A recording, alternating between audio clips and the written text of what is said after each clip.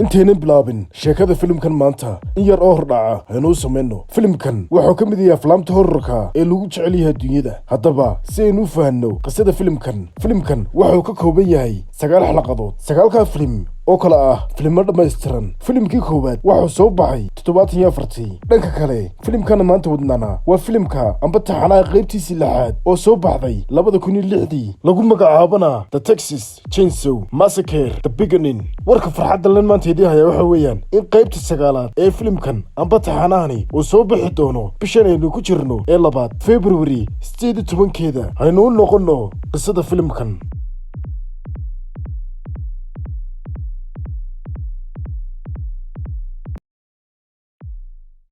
waa August 1939 gabadh ka shaqaysa meel xoolaha lagu qowraco ayaa umulaysta wiil, balse nasiib xumo wiilku waxa ku dhashay xanuun ku dhaca maqaarka oo aan la garanayn. waxayna hooyadani ay ku soo tuurtay ilmaheedii haanta qashinka.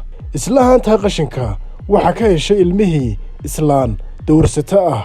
waxayna soo wadaysaa dhankii gurigeeda wayna korsadeen iyada iyo odaygeeda. waxaana qoyskooda leedhaa The Hewitt Family. 3 sano ka bacdi waa 1969 markii ay xidhmatay warshadii hilibka ee ku dhashay dilaaga wejiga xuni. maalintii u dambeysay wuxuu dilaagu soo qaatay dubbi ama buris isagoo jilbaha iyo madaxa si arxandarro ah ula dhacay mulkiilihii shirkadda. jidhkiisana waxaa ku jarjaray miishaarta elektarooniga ah ee lagu jarjaro geedaha waaweyn. kadib dilka u geystay isagoo jidka soo socda waxaa ka daba imanaya askari, balse waxaa dhabarka ka toogtay askarigii odaygii soo korsaday. qorraxduna sidaas ay maalinta ugu dhacday, habeennimadiina ku casheeyeen.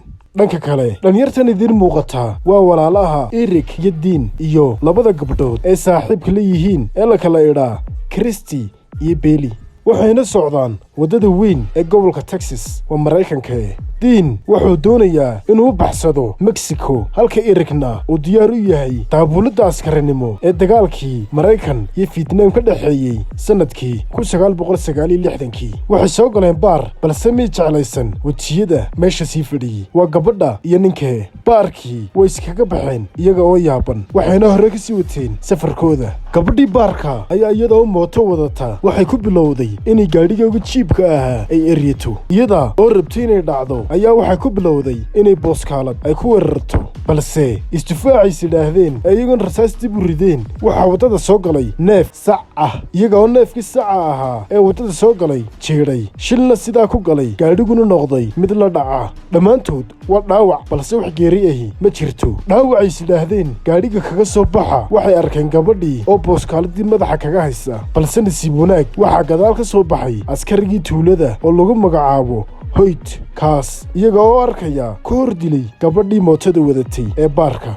wuxuuna Eric iyo Dean iyo Bailey ku soo ritay baabuurkiisa, balse Christy oo markuu shilku dhacayay ku dhex dhacday doogga ma uu arkeen askarigu. waxaana uu waday dhankii gurigiisa. saddexdii uu soo qaatay. isla markiiba waxaa goobta shilku ka dhacay yimid odaygii soo korsaday dilaaga wejiga xun. waxaana uu meeshii ka jiiday gaadhigii iyo mootadiiba si aanay caddayn u hadhin, balse Christy ayaa gaadhigii la jiidayey halka dambe ku soo dhuumatay si ay u soo badbaadiso asxaabteeda. wuxuuna u soo jiiday gaadhigii halkii gurigiisa. labadii wiil ee walaalaha ahaa ee Eric iyo Dean ayaa sida xoolaha waxaa laga soo laalaadiyey birtii hilibka. askariga Hoyt wuxuu ahaa mid jirdilaya si uu waraysto waxay rabaan iyo waxay socdaan. wuxuuna garaacayey Dean oo uu budaynayey. Christy oo sidanu soo sheegnay gaadhiga meel dhexe kaga soo buuday ayaa ninkii baarka u timid una sheegtay sida masiibadu u dhacday. baxsad ayay isku dayeen Eric iyo Dean, waxayna qolkii kale ka soo saarteen. Bailey oo gaadhiga la baxsaysa lahayd ayaa waxaa yaamba kaga soo tuuray dilaaga. Eric ayaa si geesinimo leh u hor istaagay askarigii, ayaa ku yidhi igu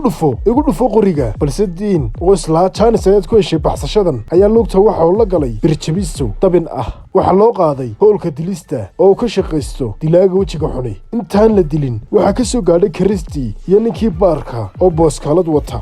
waxay gudaha u soo gashay Kirsty hoolka halka ninkii baarku uu booskaalad ku qabtay askariga kaas oo ku dhex jiray guriga balse waxa gadaalka ka soo baxay dilaagii wejiga xumaa oo gacanta miishaar kaga jaray ninkii baarka dilaagu ma aha mid awood yar waxaanu laba u kala jaray miishaartii ninkii baarka Kirsty oo islayd ka furfur masaabiirta Eric ayaa wax hoolkii soo galay dilaaga isna jidhkiisa ayaa ku kala qaybiyey miishaartii dhiiguna wuxuu ahaa mid miiska hoostiisa ka dareera waxauna ka fiiqday diirkii wejiga si uu uga samaysto face mask odaygii guriga lahaa oo xanuunsanaya ayaa waxaasna soo galay dilaagii ayaa isna miishaartii ka mariyey labada jilib xanaaqiisuna ma aha mid xitaa askarigu waxa kamayn karayo haddana waxa cunaha ka mariyey tooreydii Bailey oo iyaduna kursi meesha yaala ku xidhnayd waxa qaylisay Kirsty oo ku isjirtay miis arkaysayna sida uu dilay saaxiibadeed Bailey dilaagu waa soo jiitay iyadana waxaanu ku soo qaatay tunka nasiib wanaag markii uu soo qaadayay waxay miiska ka sii qaadatay midi waxayna dhabarka ka gelisay dilaaga markii dilaagu dhacay way ka carartay Dean ayaa isna helay fursad waxaanu madaxa kaga dhuftay